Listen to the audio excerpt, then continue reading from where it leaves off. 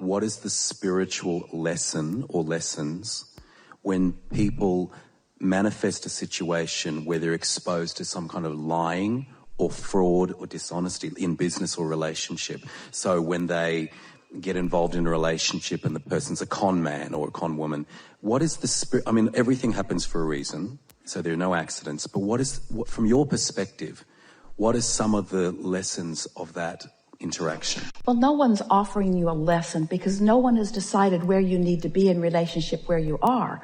You're the one who is, through life experience, setting the bar for yourself. You're the one who's creating the vortex version. And so it's only the distance between what you've become and what you're allowing yourself to be that equals your life experience.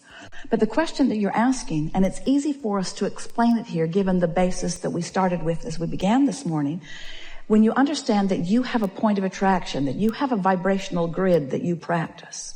So let's say, for example, this woman that we were describing who sort of feels put upon. She feels that people aren't taking good care of her. She feels that she's being taken advantage of. She has an unworthiness issue that is going on. And unworthiness is such a heavy label to give something, but it's the drum she beats. It's what she practices. So if you believe that you're not being honored, if you're not being cared for, if you believe that you're being taken advantage of, then law of attraction is going to bring you someone who is looking for someone to take advantage of. You are the perfect person that matches up with that, you see.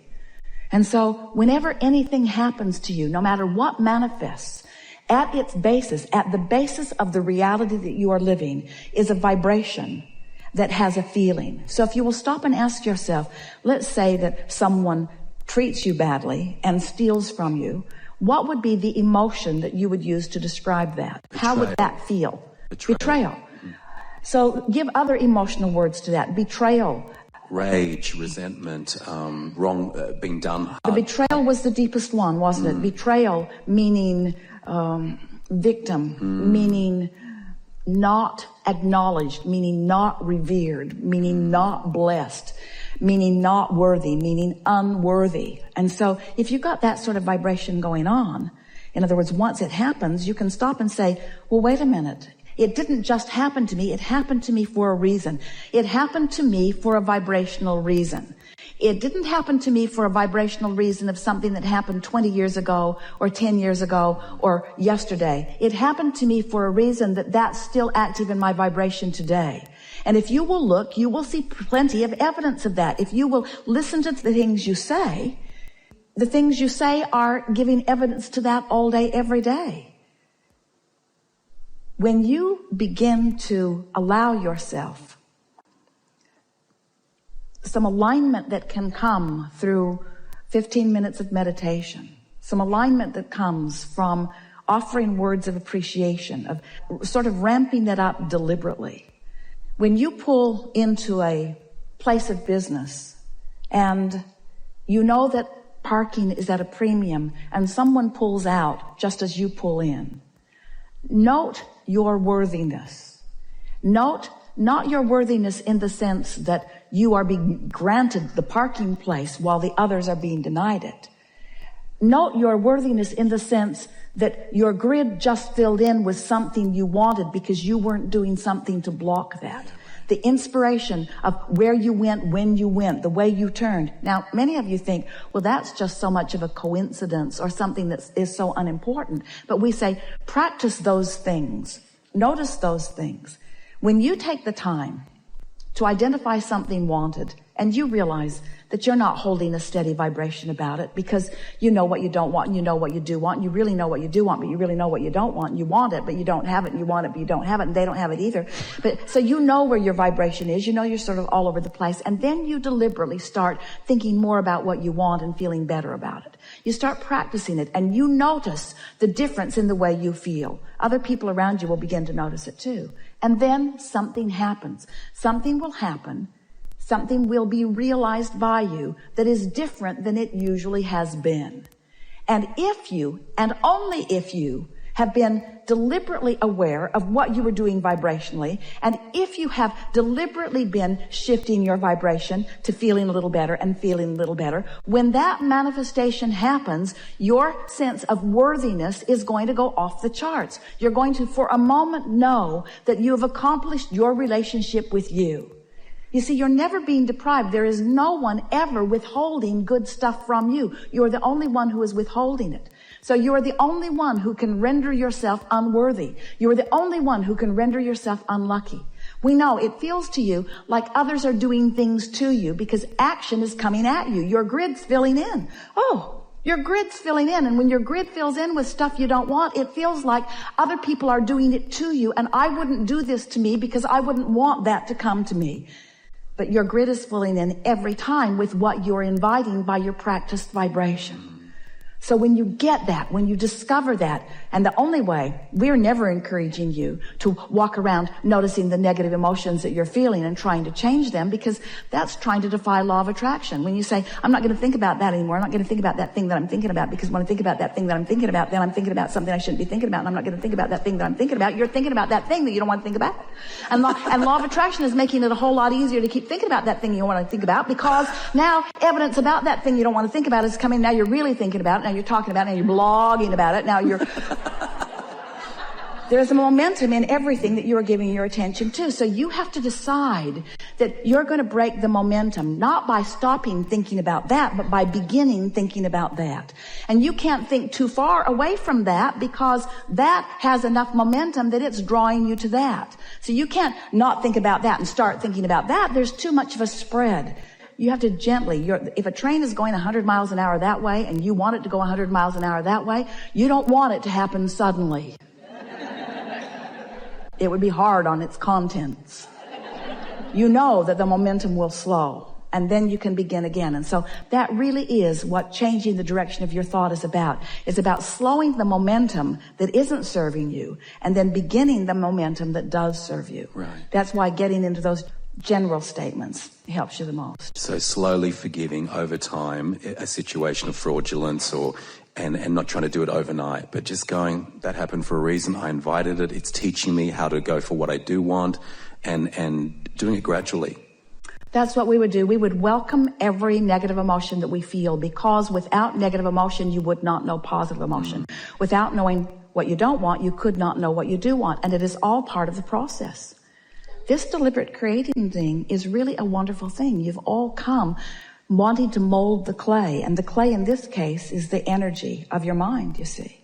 So when you are standing right in the middle of your life experience and you are aware of what you are perceiving, and if you are aware that what you're perceiving isn't pleasing you very much, if you could just take away from this gathering just one law-based, so important thought. It's my perception of this that is hurting me, not what it actually is. Now we know that feels like a stretch, but if you could start by saying, it's my perception of this that is hurting me. Because you see, you can control your perception. You can't control what you think it is. Yeah. But you can control your perception. You can go more general, or you could think about it less often, or you could think about other things. You have the ability to alter your perception about everything.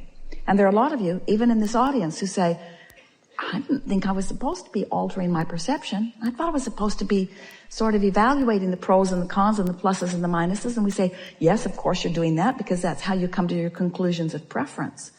But it is not your job to get rid of the unwanted. It is your job to tune it out of your frequency. When you turn your radio on and you want to hear a particular broadcast, you don't condemn the other stations that are broadcasting. You just tune your tuner. You could spend all day, every day. Well, I don't want that, and I certainly don't want that, and I certainly don't want that. Just tune the dial to what you do want. It will be there loud and clear. And the more often you tune that dial, then the more easy it will be. You'll have preset buttons for that all the time. In other words, it will just be easier and easier and easier. The universe is delivering to you. We started to say the universe will bring you what you want. Then we wanted to add to that by saying the universe not only is bringing you what you want, but a better way of saying it is the universe is bringing you what you are broadcasting. And now we want to say even more clearly, the universe is bringing you what you've practiced thinking about. So if you make a decision that you're going to feel differently, it will be easier for you to practice vibrations that will serve you better. There's so much we want to say to you. You can feel the power of your wanting. You can feel the clarity of who you are. And so I want to give you something here that is going to take you into a place that you have not been before. So just relax and enjoy this explanation. It will serve you really, really well. So you are sifting through the variety and you're coming to personal preferences about what you want. And those preferences are being known, acknowledged, and tended to by the larger part of you. And now you have a relationship between you and you, a relationship that you can feel emotionally. If you had not expanded to a new place, you could not feel the discord of not going there. So every bit of negative emotion that you feel is a lovely indicator of your new expansion. Don't you like knowing that? If you hadn't become this, then this wouldn't feel uncomfortable. And having become this is everything. That's why you came forward, for eternal, joyful expansion. So if there is one thing that if we could zap you with, we would. We can't, so we won't. But we want you to get it anyway.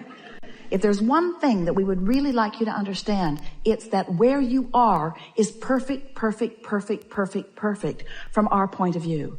You haven't done something wrong. There is not something that you need to change. Where you stand is in this perfect relationship between a more expanded version of you maybe than you are allowing, but it's perfect where you are because now you get to do something about closing that gap. And that is what life is.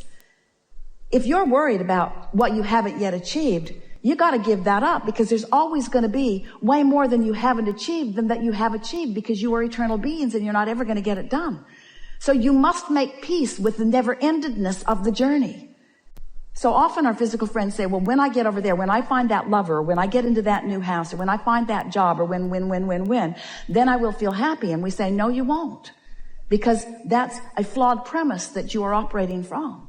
But when you understand that there is always going to be a new perspective by you of the contrast that you're living that will launch you into a more expanded version, and the fact that you have not yet achieved the realization, the filling in the grid, the full manifestation of that expansion is not a bad thing. It's an eternal thing. So make peace with what has not yet manifested. You'll feel better. It's why we start the way we do every single time. Are you enjoying the contrast of your time and place? Do you like the desire that is hatched within you? Do you like that unfulfilled desire? And we want so much for your answer to be yes, especially the unfulfilled desire, especially the stuff that hasn't manifested. I really like that because it means I'm alive and I've expanded and I'm on a journey and I'm going to have the pleasure of closing that gap. And there is nothing in all of the world that is more delicious than the actual visceral feeling of you closing a vibrational gap. It's what you live for. It's what we all live for, you see. You think that Source is done. So often that's the way humans look at it. Well, Source has got it all figured out. You are the extension of that which Source is. And you're stirring it up for the new journey, you see. And the Source within you is reveling in that journey. It is only you that is languishing in your misunderstanding. It is only you that is claiming your unworthiness. It is only you that is choosing to feel inappropriate for not having already accomplished that journey and that one and that one. But when you make peace with this never-ending journey, then you'll start reveling in this negative emotion. Yes, this is guidance too. I love this feeling of discord because if there is a feeling of discord, that means there is a feeling of accord. And while I don't feel like it right now because I'm pretty mad at that guy, I do recognize that I can find that forgiveness that will put love back in my heart because the alternative is a life of misery. We don't want you to do it for them. We want you to do it for you. The most significant thing that you have asked from us here in this conversation is what is it that is at the heart of that discord? And it is, for the most part, a human decision to feel unworthy, and you're using as your reason the fact that you haven't yet achieved that. And we're here to tell you there's always going to be another that, and another that, and another that, and another that. So it's time for you to make peace with where you stand. And when you do, where you stand is going to look way better than it did right before you did, when you make peace with it. And then the energy will start moving, and you'll start having fun on that never-ending journey.